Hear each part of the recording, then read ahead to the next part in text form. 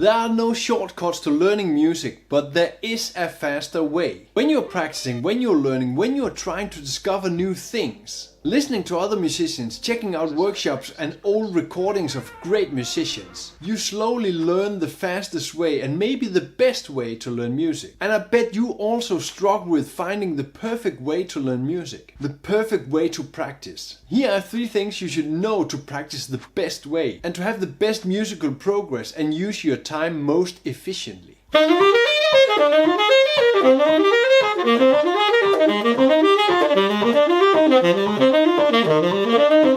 Do not get stuck in playing only technical exercises. Apply everything you practice into your music. Of course, technical exercises are something you need to practice to become a fluent player. And to execute any kind of music, you need a certain technical level.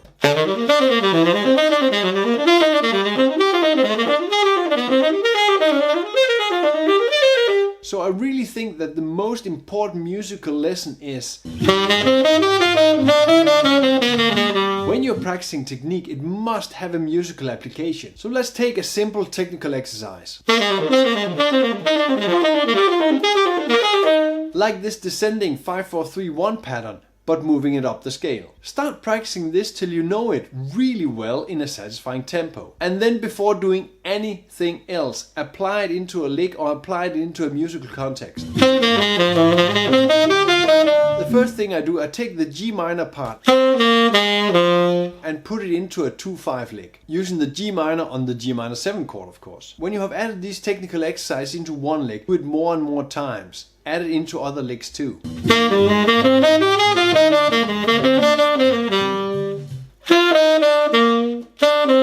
And the C major and the A minor 5-4-3-1 pattern into this lick. Because technical practice is super easy, it goes by itself. Start the metronome and just let the fingers do the walking. You don't need to really think about it. Just execute. This is also why so many are getting stuck into technical exercises and keeps repeating the exercises. But why would you play these technical exercises if you're not intending to use them? The application does not come by itself. So here's a little practice tip. When you have practiced the technical exercise for an amount of time, use the same amount of time to apply the technical exercise into your music.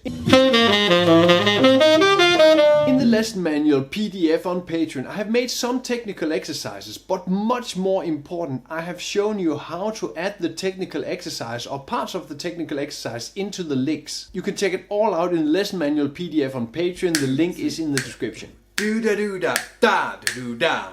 Hearing what you play is so important, because what do we do with music? We listen to music. You have to be able to hear what you play. Begin by singing a simple rhythmical phrase. Do-da-do-da-da-do-da. And then fill in the notes to a common progression that you know.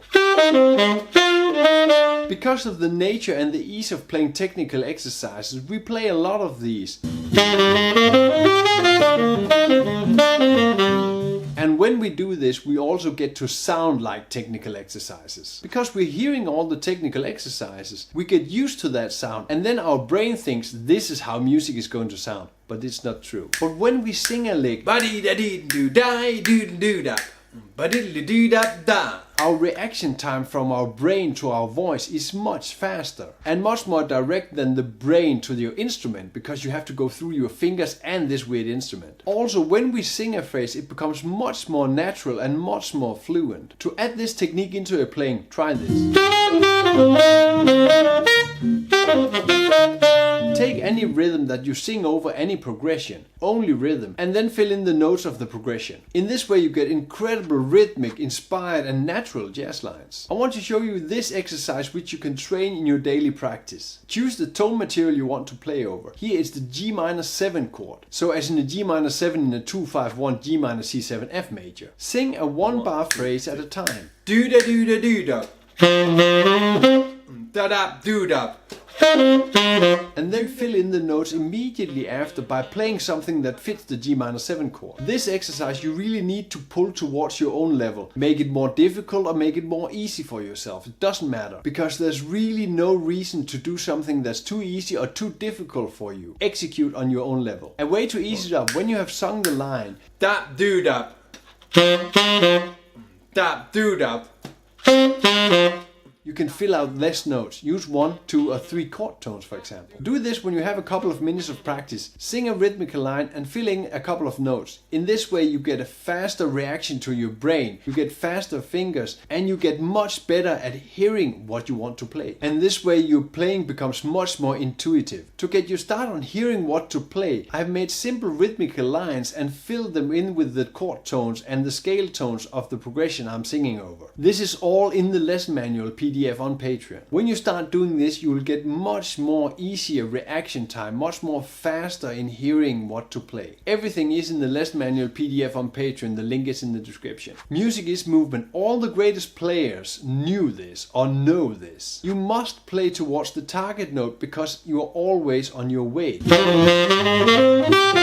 You clearly see and you hear that I'm moving towards that G in the second bar and the 2 C's in the last bar. When you're playing towards target notes and you're clear about it, you get much more impact with your lines. The tones you're hitting make so much more sense when you're clearly playing towards the target note. Try this little exercise to train playing towards target notes. So choose the target note you want to go to and then play any scale phrase or chord tone phrase towards it, but make it very short. Sometimes you need to build the line first. Here I'm building a line of 3 tones and then hitting the target note, the A, G and the F, then hitting that E. And when you play this, skip the chromatics, just go directly towards your target note. In the beginning of this, really start with short lines. Here I'm only playing 2 tones before I hit that A, the C, the B flat, and then I hit the A. Because you need to be able to hear this, hear the rhythm, hear the tones moving towards your target note. When you get better at making longer and longer lines, you